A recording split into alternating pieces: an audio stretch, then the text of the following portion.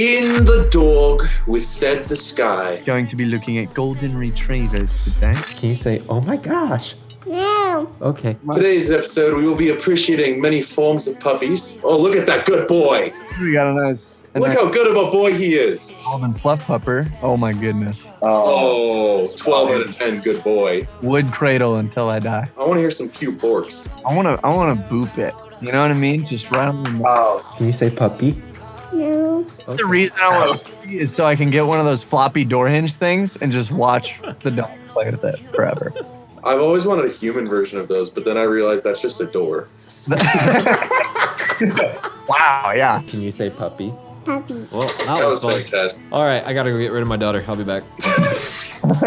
Goodbye. Well, that was worth it. Is it weird if I just like eat this banana I just found on the ground?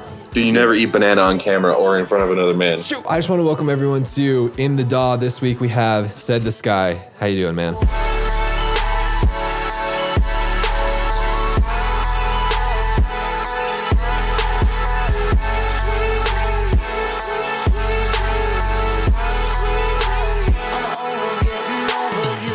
Good, man. How are you? Fantastic. We also have my intern, Sawyer Green. How you doing today, sir? I'm good, brother. He also brought his cat, Vader. Can you say Vader again? Vader. That's so beautiful. And then we also have Brendan David Nelson, who goes by Daddy. How you doing, man? I'm good.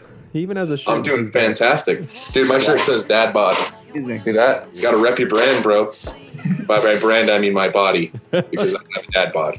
It's a lifestyle. It's a lifestyle. It's a lifestyle. For those who don't know, Brendan also has a Twitch channel called Thick Boy Thunder, where he has a series called In the Whip. If you don't know what that is, you're sleeping on it. It's amazing. It's where we invite artists to come work on their whips in real time. We've had Clockvice, Vorso, AU5, Culture Codes coming on soon, as well as many, many others. So make sure to go check that out. Any words from you, Brendan? We did like a 5-hour stream and it was sick. He wrote a song from scratch. So if you want to go learn how he does stuff, hop onto the Twitch channel, follow, subscribe so that when we're live with some of your favorite artists, you can watch them and help them write in real time. And really quick before we get into it, here's a word from our sponsors. This episode of In the DAW is sponsored by Heavyocity, who was kind enough to send over their new product, Vocalese 2, which is one of the most beautiful vocal libraries I've ever heard. Picture, if you will, you're hiking through the beautiful snowy mountains of Russia, when all of a sudden there's a huge avalanche and everything goes black. All of a sudden you're awakened in this little cottage, being nursed back to health. And you hear this woman singing. You see her, and she's absolutely gorgeous, but her voice sounds like a concourse of angels that was fused together, and that voice was given to this woman. And through all of these unbelievable scenarios, you happen to have the best recording equipment, and you turn that wonderful woman's voice into a sample library.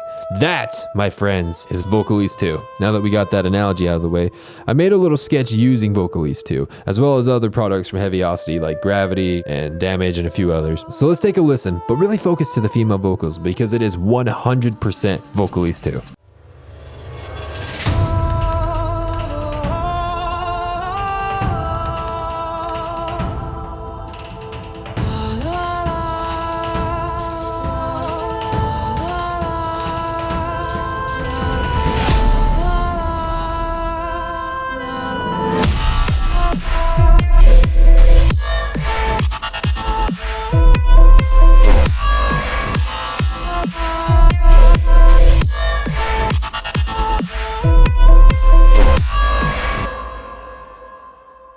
Man, that's beautiful. If you're interested in having these absolutely epic female vocals at your disposal, go ahead and check out the link below to their website. And as always, we have a free gift for you for watching this episode of In the DAW. Not very many people know this, but Said the Sky is actually my cousin, and I named my daughter after him. So I created a free sample pack of my daughter saying all kinds of adorable things, like this.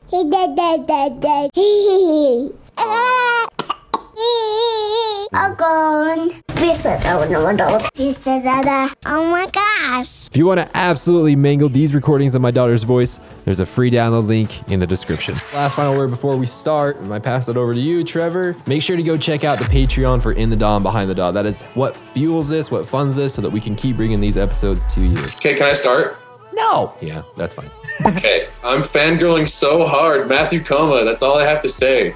Yeah. Did you fangirl a little bit? Like a ton of it. Yeah, it was insane. When I heard that you had nailed down the magical coma, I was beyond excited for you.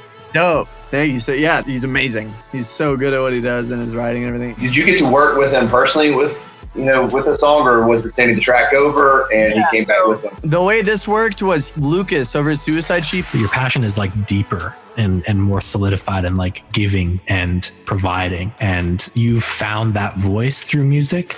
And his whole team had somehow gotten, I think, like a few of my whips at the time and instrumentals over to him. And so he just ended up writing to them and then sending back a vocal. So it wasn't until a few days after he had gotten that I just got something from him. And he was like, hey, man, just wrote some really cool stuff to your music. Check it out. And then I listened to it and freaked out some more. Is that common that you make a bunch of whips and then your team kind of just sends it over to people that they think it would work with? It's literally different every time. When I'm starting a track, it could either be because somebody had already sent over a top line and now I'm working with that top line and just starting from scratch, building around that. Or some days I just get inspired. I have like an instrumental idea in my mind, and so I'll like go off of that. And then if it needs a top line, then we'll send it out. The beginning lead, the very beginning, very, very beginning. The lead is so beautiful. What is it? It's a piano layered with some Omnisphere thing. Yep. I think this is all... No, this is... It's really simple. There's not a lot going on there at all. It's just a lot of washed out, like reverb and... So, what reverb are you using? Yeah. Probably Valhalla Room. If I remember, I use Valhalla Room on literally everything. What piano are you using from Contact? It was Alicia's Keys. I actually just got a new one that I've been playing around with a lot. It wasn't used in this one, but there's this one from Spectrasonics who does Omnisphere. There's another one called Keyscape. All the pianos in there are so nice. There's really cool like textural one. Like it's great. When you did put the reverb on the piano and on the other sound, you had your Valhalla Room. Do you put it directly onto the channel or do you have it sent to Ascend? I put it directly onto the channel. And then do you usually just wash it out like 75, 80% kind of a thing? It really depends. It's all like circumstantial. For something like that, yeah, that was probably around like 40 to 50. Because when you're holding the piano note down, like if you just have it all sustained out, it's automatically going to add a little bit of reverb already. But too washed, it's going to be hard to tell that it's a piano. You know what I mean? Not washed enough, it won't and everything. So there's like a good little fine line. I think it was probably between 40 and 50%. So you said it's literally just the piano from Alicia's Keys and like essentially a pad on top of it? That's just for the lead part, right? Is the reverb and that bell thing. This guitar that was recorded a long time, it's just kind of an ostinato just running in the background, kind of swelling up. And did you record that? Yeah, that was actually, so I cheated super hard on it. I think back at that point, I was even worse at playing guitar than I still am at this point. But so I literally like recorded every note like, I recorded that note a bunch of times, recorded that a bunch of times, and then the top one. And then I just had 3 audio tracks and just stacked them out, you know what I mean? And like built the melody in audio. Kind of a weird take on MIDI in a way. Yeah, totally. There's probably a much faster way to do that, but that just made the most sense in my head, and I wanted to be able to see it all laid out and adjust things easier. Like sample it because it changes the quality of the sample. Like that's over, the spread of that ostinato is over like an octave, so I didn't want to change the audio that much, so I recorded each individual note out and then just placed it all. Guitar is a huge part of this track. I mean, that acoustic that you were just playing sounds a little more like electric. So what did you do to go about like processing the guitar? What kind of guitar rig were you using? Like, were you like recording with mics? Was it like direct into an interface? Like how, like that's what I'm curious about. Totally. So with this guitar, it definitely sounds way more electronic. And I think that is because at this time, so this instrumental was started like, I think a year, if not maybe over that ago. Like it was a long time ago that I had started this instrumental, and this guitar was one of the earlier elements that was put in around that time. And the strumming that comes in the build and in the chorus, that was all that was actually one of the last things that I ended up adding. I think that was probably just compression and reverb and then some EQing. Like a direct in to your interface? Yeah, that was, and then so I have actually this guitar back here. Yeah, it's hanging up on the wall. You guys can see it. It was that same guitar. That's like an acoustic electric. So I just had that going direct in because I didn't really understand miking, or in my head, I thought direct in sounded the best. Entirely wrong. That is not the way to go. So that's probably why that sounds a little more electronic and kind of just it's not very organic sounding, It's a little more like it's acting more as a synth. But the guitar over here was mic'd. And generally what I do for that, if I'm doing any sort of acoustic recording, I'll always try and get 2 really solid takes. of the same part and then hard pan them left and right. That way it just sounds nice and full. So every time I record acoustic guitar, I also go into a totally separate project. I'll bounce out what I have of the track, throw it in the other project and record over that, and then mix that down and process it in a totally different project, freeze it, and then bring it out here. So I have like a little bit of EQing that's happening, and then sidechaining. Yeah, I mean, you can already tell just by listening to it, there's not a lot of reverb on it. But that is you playing. Yes. That's the guitar behind you, right? Yep. Wow, that's so special. How did you mic it? So I use this same mic that you guys are hearing me through. It's just a little blue baby bottle. I generally just set it up like anywhere from 8 inches to a foot away from probably like right here-ish, depending on if you want it a little like brighter or warmer. But it'll generally be sitting like here-ish, facing the guitar. Yeah, it sounds so good. This mic is really like, for how amazing it is, it's super cheap. The next question comes from Multiplier, who, by the way, cannot be here today because he's doing less important things. What was the favorite part of your track and why? I'll give you 2 favorites. All right. First favorite was the chorus guitar part. So I got the idea to put that in when I went and saw Matthew perform live in LA. He just did like a little live set. It was just him and his guitar, you know what I mean?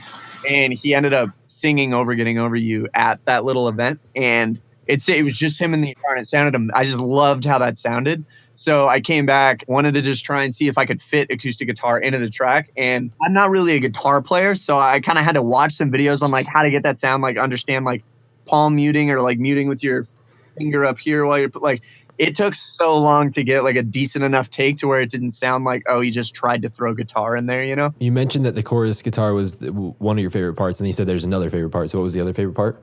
Favorite part was literally just getting the top line from Koma. We were like driving. I think it was actually, I was driving around in LA. I can't remember where we were going. It was me and my manager.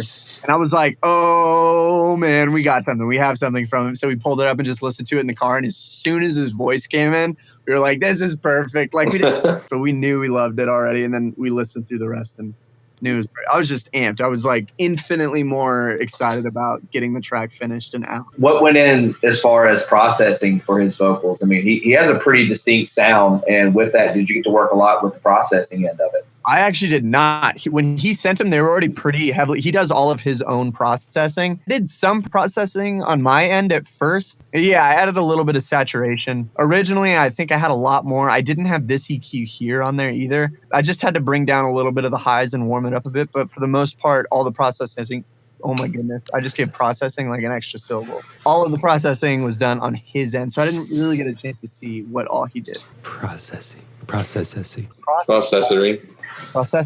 At about 1 minute, there's like a flute sound I heard. Like, what is that? It's like a little synth lead. It's kind of in the higher register. Yeah. Yeah, that's all a vocal chop. So tell me about that. How'd you get that? Oh. That's all that is. And so these are all up 12. This is Little Altar Boy. Yeah, this is going up another 12 and bumping the formant a little bit. So is there a reason that you did 12 inside of like the stock Ableton sampler and then 12 in Altar Boy rather than just doing like 24 in a... Actually, no. And recently what I've been doing a lot more of is just doing all of my pitching in Ableton and then just the formant in Little Altar Boy, because depending on the recording or whatever audio you're pitching around, Little Altar Boy does some weird stuff where it will like, it'll pitch and like formant certain sections of the audio differently. Like it doesn't register the correct octave that it's in and it puts it in a different spot. So it'll like jump around weirdly, but it seemed to work on this one, which is probably why I did it. If I had run into that issue, I probably would have brought this pitch back down to 0 and then gone into Ableton and just bumped that another 12.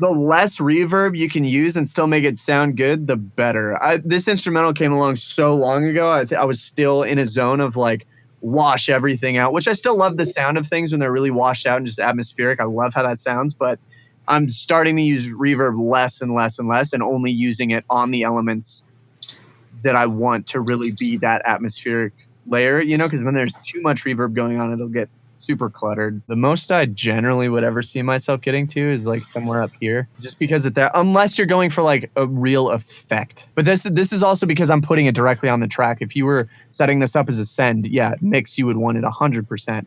And then you'd want to dial this in where you want. That way, when you're sending it, you're only getting the reverb, and then your original track is just staying totally dry. And that's the only dry signal. Yeah, these are pretty common settings for things that I do right here. First verse, the percussion and the arrangement of the percussion in there is really, really beautiful. And the stereo width that you're doing with it is amazing. What's up? Oh, what's up? So that was one of the things that I froze down. So this originally was a group of like 10 or 12 tracks, I think. So a lot of it is panning. So there is like segments of a loop in here, and then other just one-shot percussion that's like being stacked on top of that loop to add extra texture where I wanted it. And those additive layers are panned out either left and right. And then you have the claps right here, which are just spread. And so that was either honestly just, it was one of two things. Either the clap sound was already nice and wide, which is why I used it. And then if it wasn't, I always use this Voxengo sound delay plugin for spreading. Down to stereo delay. Default's like I'll bring this guy down, go over to number 2, which is either left or right. I still don't remember. 1 and 2, it's just your left and your right. Gotcha. But which one is which? Bring this all the way back up. And then you'll tweak these. This is like how much delay you're adding to, well, we're on 2 right now. So whatever side this is, I think. Yeah, so this is going to be our right side. If you bring this up, you can hear it growing in the right. That's like a decent amount. If we delay this like a ton, you're going to hear the... You know, you can actually hear them because it's so much delay. It's literally pulling it off. But if you just add like a small amount of delay inside, I'm going to bring right back up. You're effectively creating the Haas effect by doing that, right? I think so. I don't entirely know what the Haas effect is. I just know it's spreading it with delay. For those who are watching and don't know what the Haas effect is, basically what it is that you have your two sources that are giving you audio information, but one is slightly delaying one side, and this creates the effect that it's wider. Exactly. The person who showed me this plugin was saying that it actually doesn't really mess with the phasing too much either.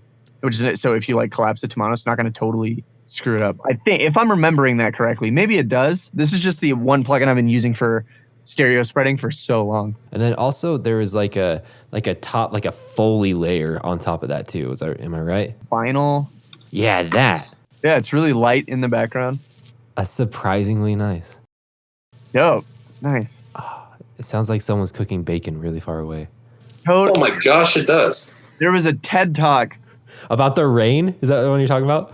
And he was like, I'm going to show you 3 videos. One of these is bacon. Psych, they're all bacon. It was crazy. Let's go to the feel good part. The drop. Ooh, okay. Just want to know a little bit about the sound design, kind of like what took you there, how'd you come across it? So I had the supersaws coming at one layer of them, which was either a massive or a silent layer.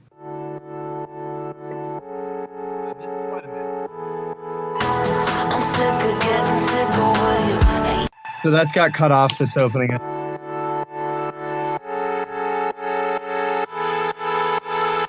And also so I took a reverb from a high vocal chop, just hitting one note, like the fundamental, like the major root, reverb that out a bunch, froze that, and then cut just the tail of the reverb off, reverse that.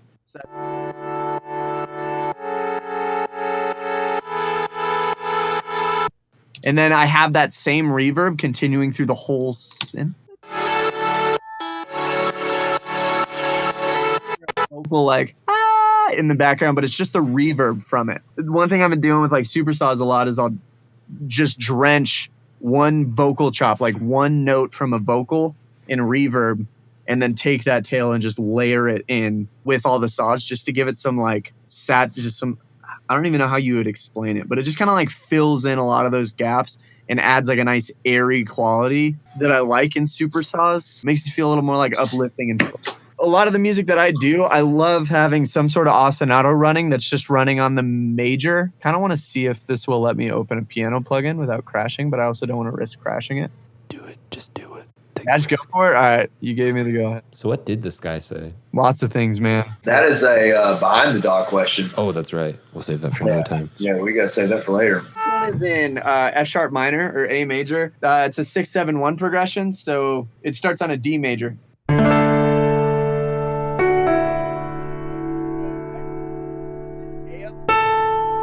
That and maybe even like, so in this chord it'd be the 9, but from the A it's just the 5th. If we're in F sharp minor, right, the A is your relative major, and so the A and the E, that's just a 5th throughout the entire progression. I like just keeping those there. So the first chord is it's a D major, so that's like your 6 if you're counting your minor as the 1. Going to the 7. Leaving that A and the E in there, and then going to the 1, keeping the A and the E.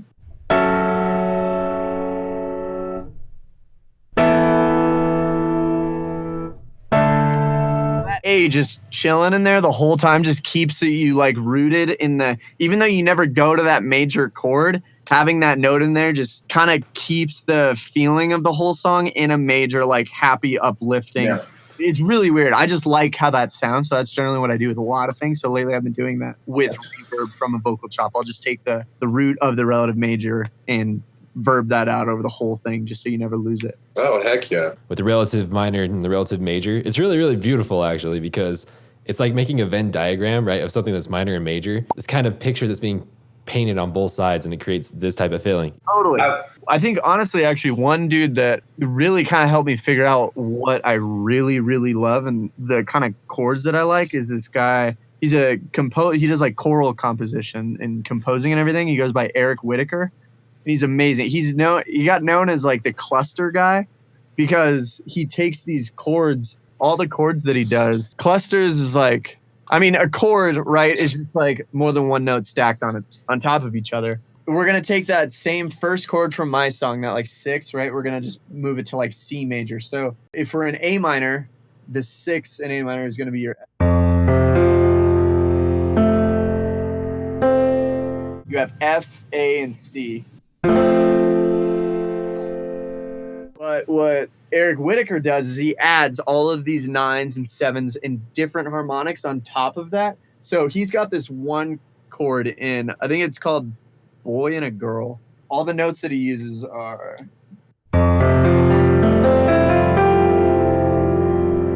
Those are all happening at the same time, so you get this really cool...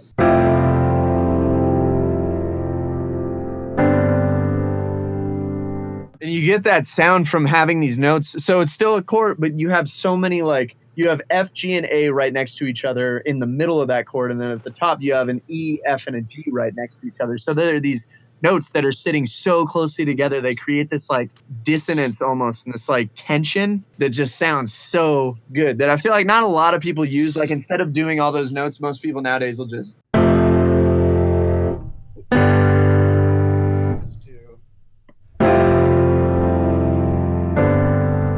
I'm not crying, you're crying. It's stuff like that. He throws those kind of clusters throughout all of his music, but done with human voices, it creates even more harmonics. It's crazy. Like, go check out Boy and a Girl and is it Sleep? He's just amazing all around. All of his compositions are so good. I want to know more about your supersaws. So, like, how do you go about selecting supersaws? Obviously, that's a big sound right now. You know, what do you look for when creating a supersaw? Like, you know, talk to me about this song and kind of like your process. It's different every time. For this one, this one was kind of tricky because I think I went through like a lot of versions and stacking a lot of layers before finally like scratching certain parts to figure out like what exactly that is. So a lot of times what I will do for supersaws is I'll end up like right when I start them, I'll throw a ton of layers in there. So I'll have massive layer for like a low mid crunch. That's not those dense chords that I was showing you guys earlier. That'll just be like a root and a fifth. You know what I mean? So in that same progression, I'd have like the F and the C, then the G and the D, and then the A and the E, and I'll just have those moving. Maybe a third on top of that. So if you're looking at it on a mini roll, you'd have the low F, the C above that, and then the A above that. So the third all the way up. So basically you make a triad and then move that middle note, that third, up an octave.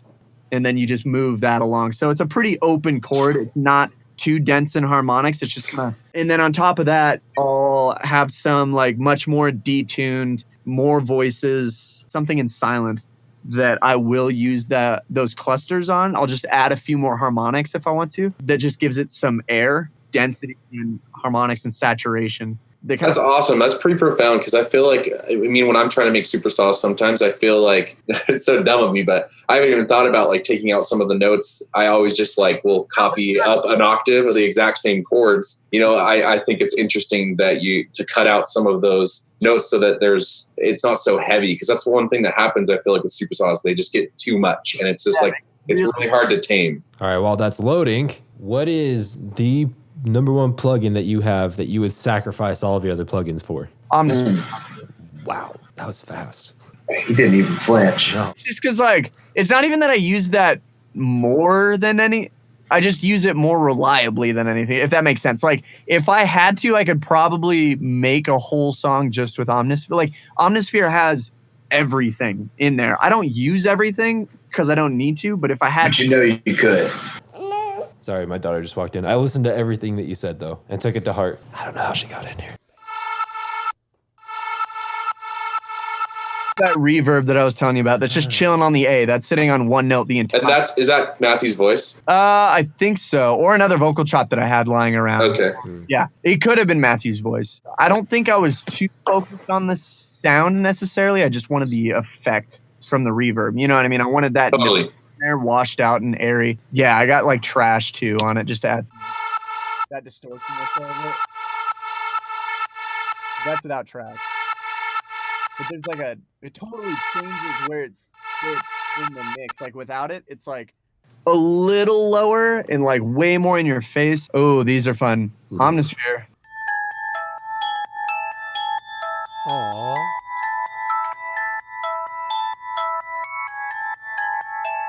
Those are nice. Just little like bell chime kind of thing. Let's see. This was Serum.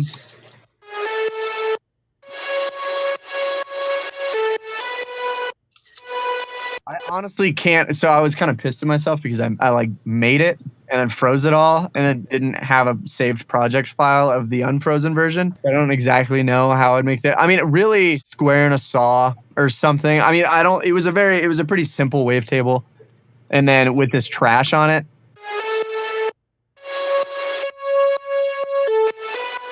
Just so you know, if that ever happens to you again, where like you freeze and flatten the preset before you have time to save it, Ableton automatically makes backups. You probably still have it. Really? Indeed. Oh man, I don't know if I have the patience to go through all those backups and find you know what I mean? Yeah, I know what you're saying. Well, that's good to know. If there is anything that I ever truly need, like I can always find that. Is that lead just like, is it sidechain to like a ghost kit? Because it's got a great swelling effect to it. It is? Okay. Yep. All of these have the same sidechain. There might be every once in a while I'll have an extra. Okay, that's out of the group. So yeah, all of the sidechain is right here on the group. And you sidechained a bunch of times, right? I remember last time we saw you and you were talking about it. That's where I learned to duplicate the crap out of my sidechain. It's good. It cleans it. It's good.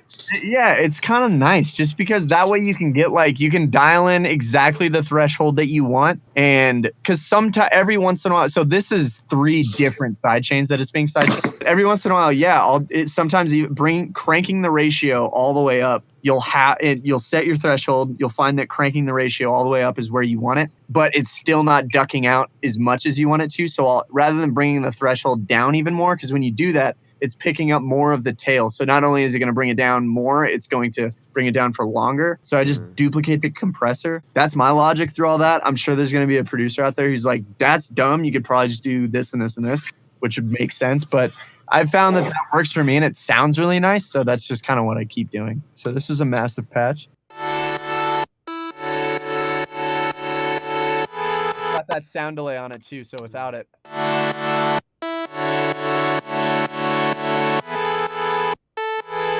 Way wider, way more out of the way. That way, whatever vocal lead you have going on can kind of stay in the middle if you want it to and not conflict with this too much. And then Saturn for some nice just like crunch up there in the highs. What I've been using a lot is this basic saturator preset that's in here. And for this, I brought the mix down to 50% because it was a little intense at 100, but that seems to be a really nice one. Okay, so there's your low. This is my low. And so this one has much fewer. Okay, so this 3 is notes. This is doing exactly what I was mentioning before. So if we bring this down, there's your triad, right? So all I did was take these guys, bring them up an octave. That's a really common voicing for me when I'm starting with chords, just because it's simple. And then I'll move notes every here and there just for like a leading tone.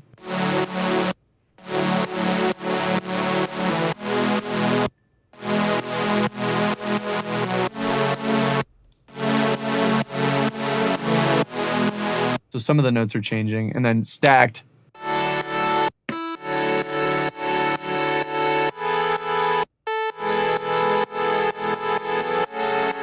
When you're making a supersaw like drop, where do you not want the frequency to be heavy? Obviously, like the lows, but like, is there a certain part on like the spectrum where it's not quite as pleasing, or it hurts the ears, or it's not a good spot? There's a bunch of spots that a sound can like be piercy, like 3K, 10K. Sometimes 1K can get annoying. 6K is a bad one. I mean, there's tons of frequencies that things can pop out at you. It really just depends on the sound. You know what I mean? But if you are listening to a saw and it is piercing you like that, and you don't know where it is, just do like a little frequency sweep. Yeah.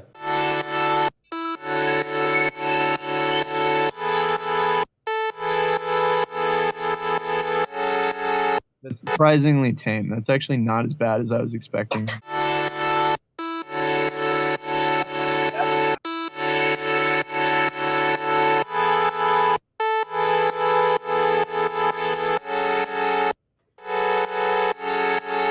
that down a little bit to soften it up.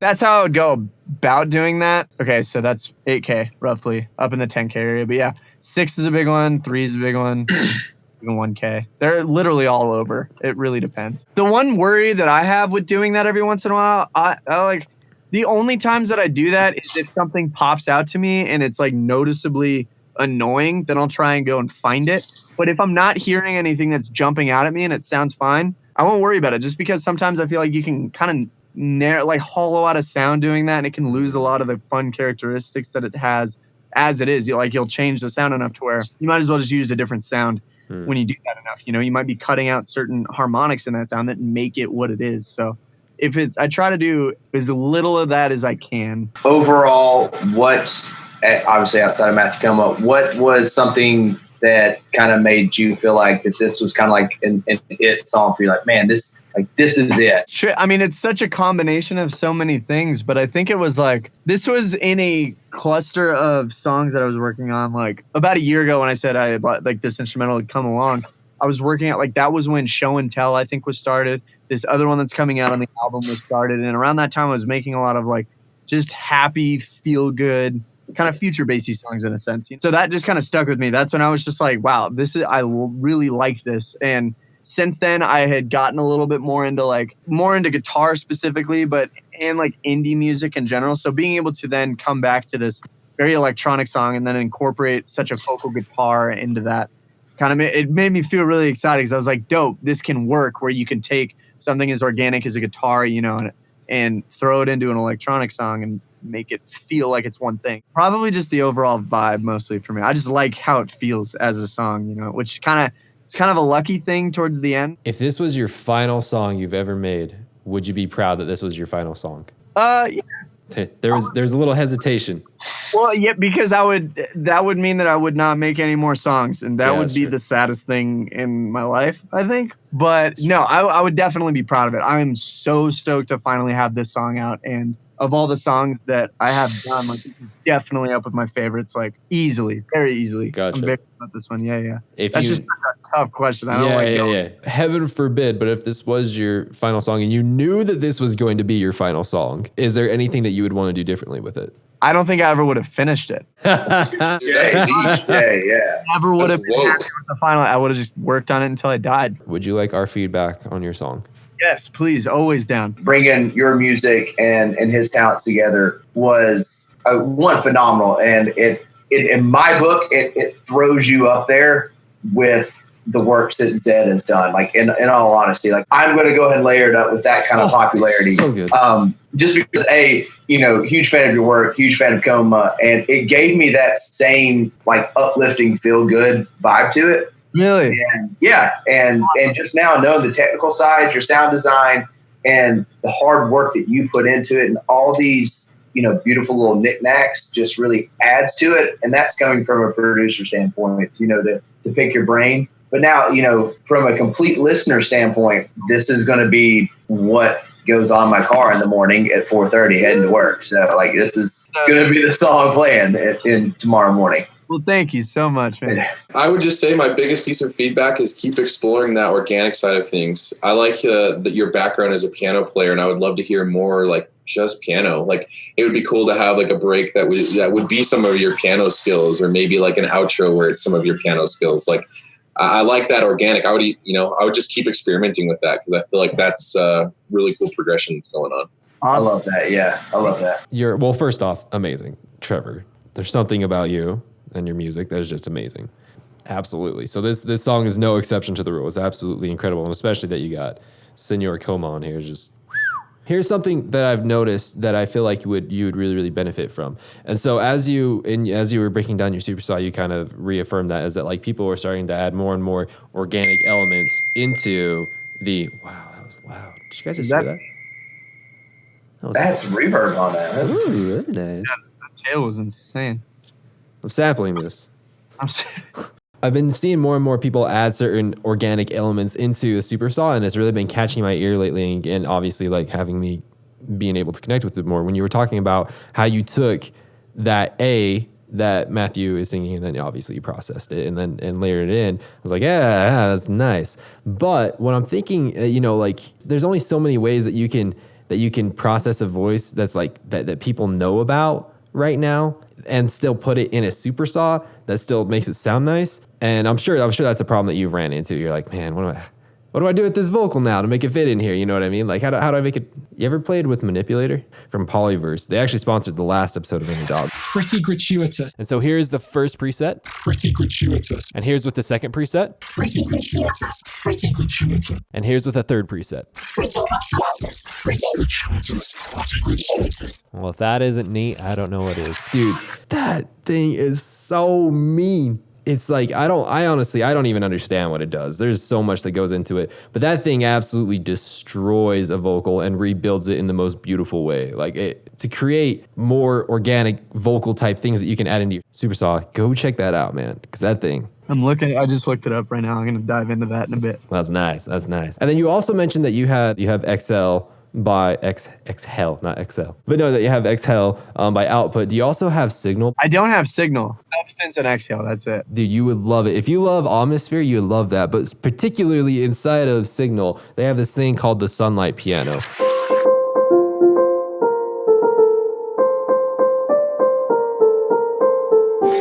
But dude, if you love the piano from Spectrasonics, dude, you'll love this. It's like legit, like someone just found this battered old piano out in the middle of the desert, and they went and tuned it and mic'd it up. Like it's amazing. The most important question, Wyatt, you forgot. Oh no! I was waiting for the right moment. Okay, most important question, Trevor. Did you have a good time?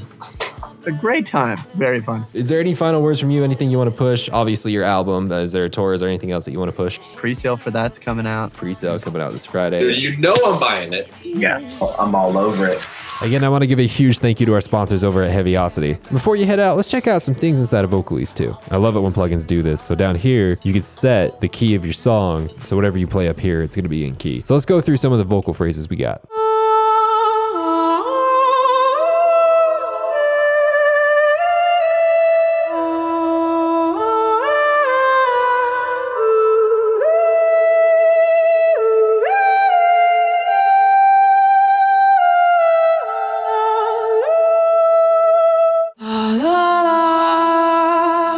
Can I just say that the reverb that comes with this is just freaking gorgeous?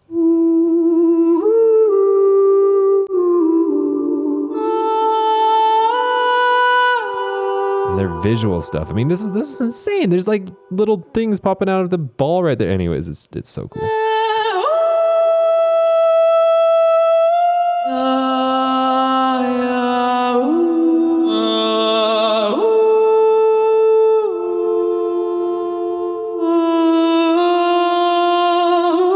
I'm just saying, if the electronic music market was saturated with this kind of sound, I wouldn't even be mad. Again, if you're interested in Vocalese 2, go ahead and check out that link in the description. So in the last couple seconds of this episode, let's go ahead and remind ourselves what is in that free sample pack. Oh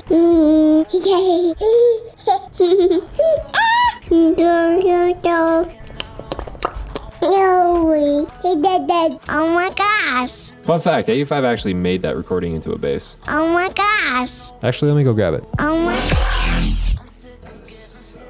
Freaking dope.